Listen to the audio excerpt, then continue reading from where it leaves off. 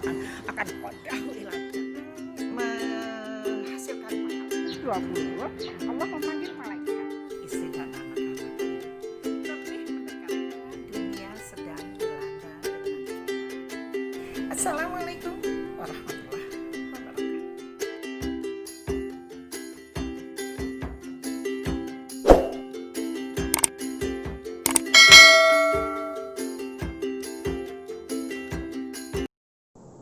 Halo, apa kabar?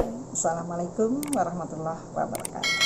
Teman-teman sekalian, sehari telah berlalu, sehari pula usia kita berkurang, sisa umur kita pendek. Yuk kita isi dengan yang bermanfaat, mempersungguh dalam ibadah, karena dunia ini akan kita tinggalkan. Yang kita tahu usia sudah berapa, sisanya tinggal berapa itu tidak tahu. Mempersungguh yuk dalam ibadah agar kelak ketika hari terakhir kontrak kita pada Allah, kita sudah siap. Gimana teman-teman? Tetap semangat. Teman-teman sekalian, video Umi kali ini ingin menjawab pertanyaan dari Ibu Iye di Tegal yang bertanya tentang poligami.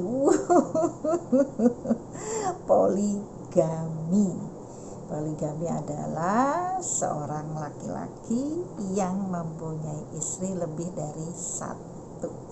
Pertanyaannya, Umi, boleh gak sih seorang suami beristri lagi tanpa izin istri tuanya, istri lainnya? Kalau sudah terjadi, dosa gak, Umi? Ibu ya di Tegal, seandainya suami ibu izin mau nikah lagi, kira-kira diberi izin gak, Bu? Ya enggak lah, Umi. Siapa yang mau memberi izin? Sama dong. Itu kalau harus izin ya, karena memang tidak ada satupun perempuan yang mau dikembari, itu enggak mau. Bahkan salah satu hadis menerangkan Ibu Aisyah itu kan istri yang paling disayang oleh Nabi Muhammad, tapi tetap aja ketika dia cemburu, hatinya panas, diibaratkan itu kalau memeluk pohon pisangnya akan terbakar saking panasnya. Jadi tidak ada satupun perempuan yang mau diwayuh ya, di poligami. Tapi ini adalah ayat yang sudah ditentukan oleh Allah. Allah memperbolehkan laki-laki Islam memperistri sampai 4 orang istri. Pertanyaannya, kok seorang istri nggak boleh sih? Ya nggak boleh lah. Kalau seorang perempuan istri lebih dari satu, nanti bingung anaknya siapa. Ibu ya, kita kembali yuk flashback ke beberapa abad yang lalu. Sebenarnya perempuan-perempuan itu sangatlah hina, sangat tidak berharga. Seorang laki-laki boleh mempunyai istri sebanyak-banyaknya, tidak ada batasan. Bahkan pernah saya mengupas tentang Nabi Daud mempunyai istri sampai 100 orang. Mengerikan ya. Jadi dalam agama Islam, setelah Nabi Muhammad mendapat wahyu, perempuan-perempuan itu dinaikkan harga dirinya. Laki-laki hanya diperbolehkan 4 orang. Ada kebiasaan yang sangat menusuk hati perempuan di tanah Arab sana.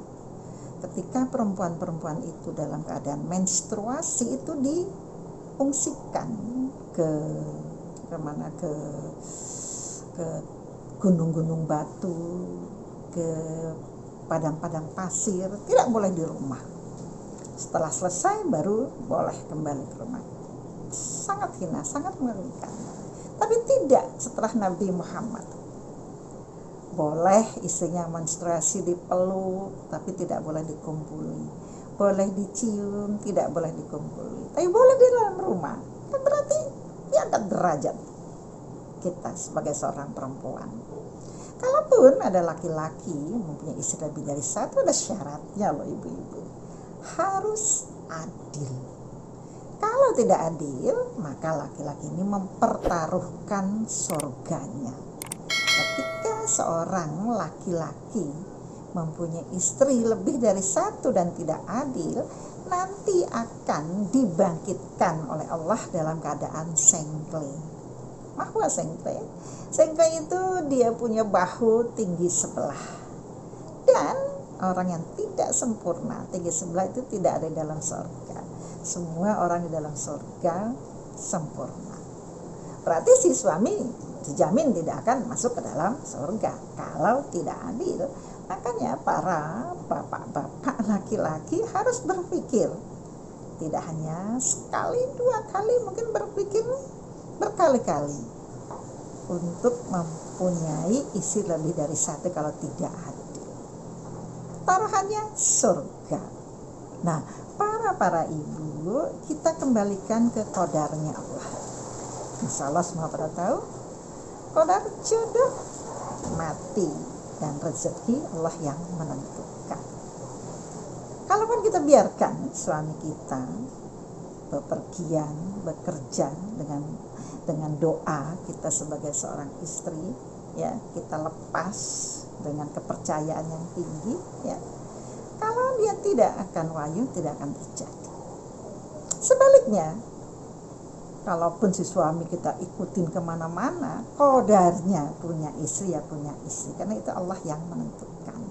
Jadi nasihat saya, ya, jangan biarkan hati kita, pikiran kita dihantui dengan sesuatu yang belum terjadi. Yuk kita dudukkan diri kita sebagai istri yang solehah, yang menghormati suaminya, yang mencintai anak-anaknya, ya, yang mengasihi mereka, memeluk mereka dalam kehidupan sehari-hari. Insya Allah, kalau kita sudah menjadi istri-istri yang menyenangkan, yang menguntungkan, yang membahagiakan, insya Allah bapak-bapaknya tidak akan pergi ke perempuan lain. Kalaupun dia, kita kembalikan ke qadar. Tidak boleh membenci bab poligami atau membenci wahyu. Karena ketika seorang istri perempuan membenci tentang poligami, maka surganya tertutup. Serem kan? Surganya tertutup. Sia-sia sholatnya, puasanya, umrohnya, hajinya, sodakonya sia-sia gara-gara membenci bab poligami. Nanti di depan surganya si perempuan ini ditahan oleh Allah. Hei, kamu mau kemana? Si Fulan bin si Fulan, saya mau masuk ke dalam surga saya, Allah. Tidak bisa. Di dalam surga itu semuanya laki-laki poligami, sedangkan engkau ketika di dunia tuh membenci. Tertutup surganya.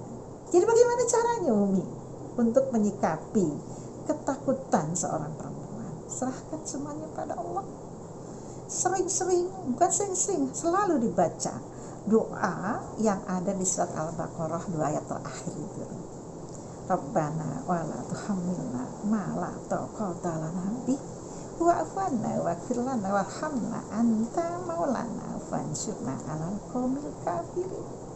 Minta pada Allah, jangan berikan saya qadar yang seandainya saya tidak mampu menerimanya. Tidak mampu mungkin salah satunya adalah di poligami. Yang penting tidak boleh membenci. Karena kalau kita menuruti hawa nafsu, saya pribadi pun tidak setuju. Tapi apa boleh buat? Karena perintah awalnya laki-laki itu tidak satu menikahnya. Masna wa sulasa wa ruba. Nikahilah kalian 2 orang perempuan, 3 orang, 4 orang. Kalau tidak mampu baru 1. Perintahnya seperti itu loh di An-Nisa.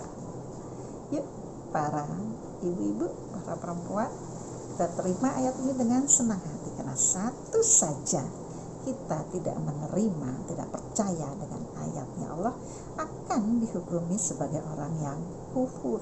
Serem gak? Orang kufur itu dakhalan nar, masuk ke dalam neraka. Saya yakin teman-teman perempuan saya siap fight dalam kehidupan ini. Suami nomor 1, anak-anak kebahagiaan, ciptakan rumah tangga seperti surga-surga kecil kalian. Gimana teman-teman, semangat? Alhamdulillah, jazakumullah khairan. Ketemu lagi dengan saya di video yang akan datang. Assalamualaikum warahmatullahi wabarakatuh.